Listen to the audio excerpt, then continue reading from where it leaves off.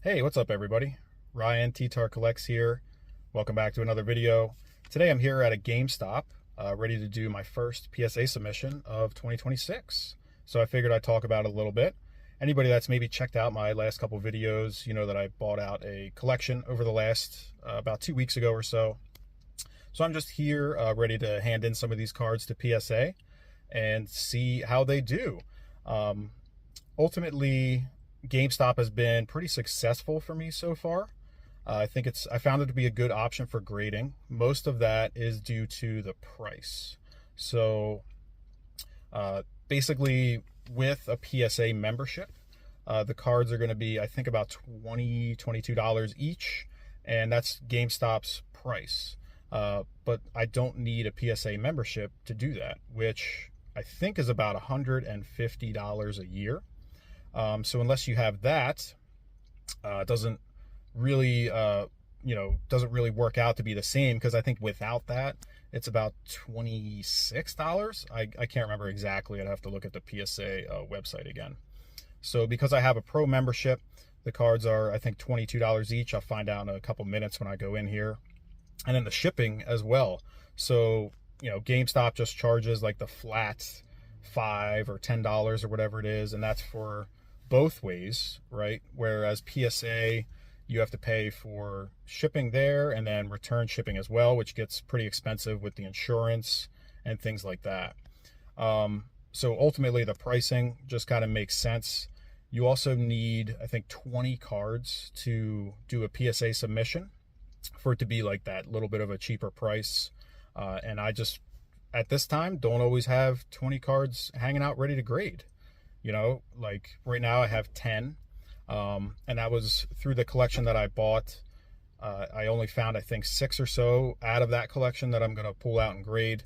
The rest were other cards I had laying around from previous purchases, and then I think 1 or 2 cards from my personal collection that I'm just going to send in to kind of grade for myself. So not having 20 cards is a little challenging, right? Like, you're not always going to have 20 cards. So what would I do in that case? Maybe find 10 cards, like 10 type filler cards that, may not make sense to grade.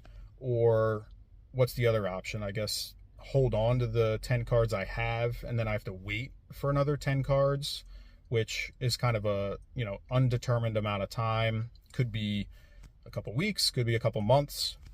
Who knows, right? So at this time and at this stage in the business that I'm growing, that's a little bit of an unknown variable. So I'm just not always going to have 20 cards at a time to send in. So overall, it just kind of makes sense for me to continue using GameStop. I've done it a couple times in 2025, and like I said, it was pretty successful. I never had any issues with employees. I know, some people online or maybe have some concerns that the employees, might do something with the cards or whatever. I never personally had that problem.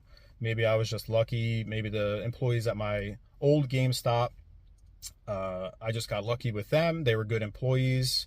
It was nice to kind of get to know them a little bit. I was a bit of a regular in there because it was pretty close to my house. That being said, I'm actually at a new GameStop here today because sadly, the one by my house closed last week. So I had to find a new GameStop. Put me in a little bit of a predicament because I knew I had some cards out of this collection I wanted to grade, and I was like, oh man, I'm going to have to figure this out. Am I going to have to get a PSA membership? Or luckily, I looked around a little bit, and there was a GameStop not too far out of the way from my work back to my house. So I got a little bit lucky there.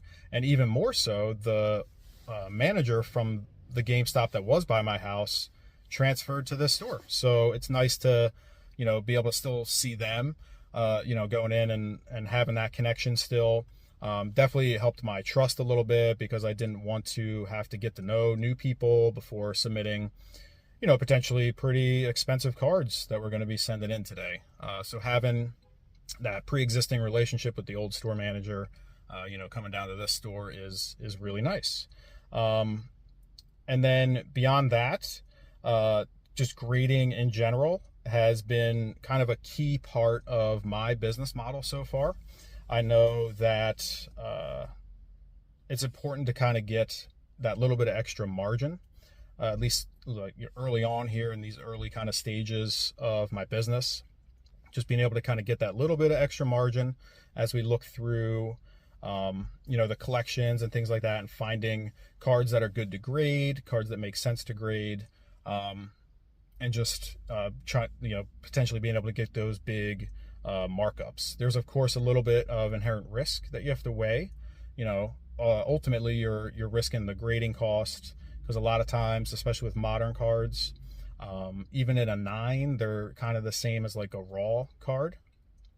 So yeah, with that, you're kind of potentially losing the grading cost. If you figure if it comes back in a 9 and it's the same as it was raw, then you've kind of lost out on that grading cost.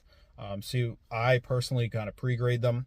I'll look over the cards for, 15 seconds, 30 seconds, if it's maybe a minute, if it's something that's a little more expensive, and just kind of try to identify some flaws. I've gotten decently good at it over the course of the last year through the several submissions that I've done.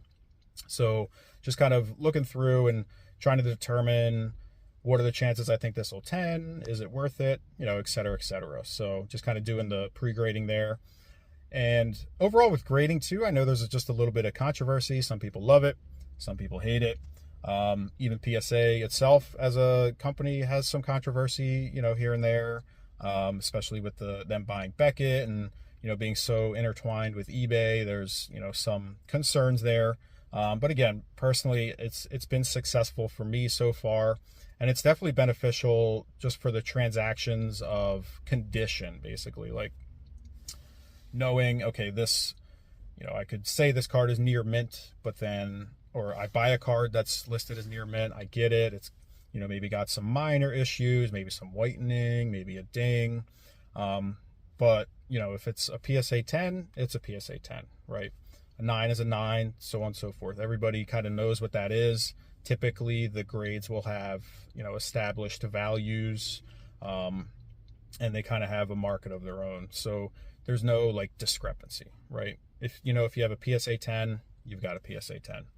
So yeah, just a little bit of a different style video here, I'll say, maybe a little bit of a vlog. I'm kind of out in the wild here and just decided to make a video before going into the GameStop. And I think I'll be right back. Actually, real quick, I'll show the cards that I am going to be submitting. So hold tight. Alrighty, so we have the Mewtwo GX, of course. The Team Aqua's Kyogre EX. And if anyone has watched my previous video, you would recognize some of these.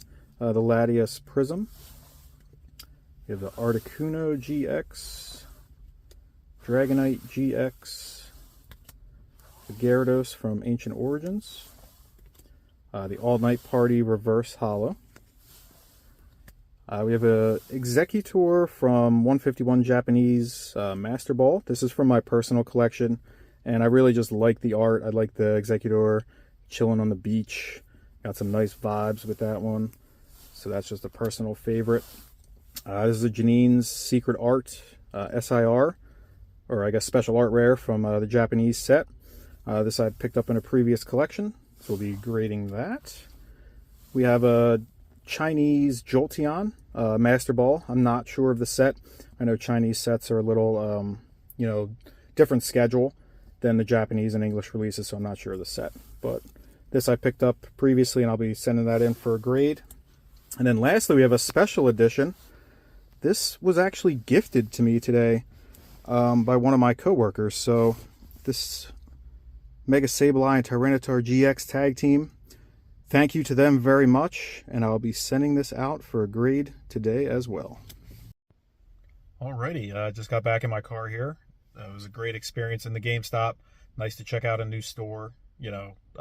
Unfortunately, the store manager from the old store wasn't there today, but the associate that was in there was great, and we talked a little bit about grading, a little bit about Team Aqua's Kyogre. He had one too, and we talked. I asked if he was going to grade it, and he was a little hesitant and things like that. So we just talked a little bit about that. It was nice to check out a new store, and ultimately this channel is just about chasing a dream and recording it every step of the way. So thank you all for hanging out. wish me luck on the grades, and I'll see you in the next one.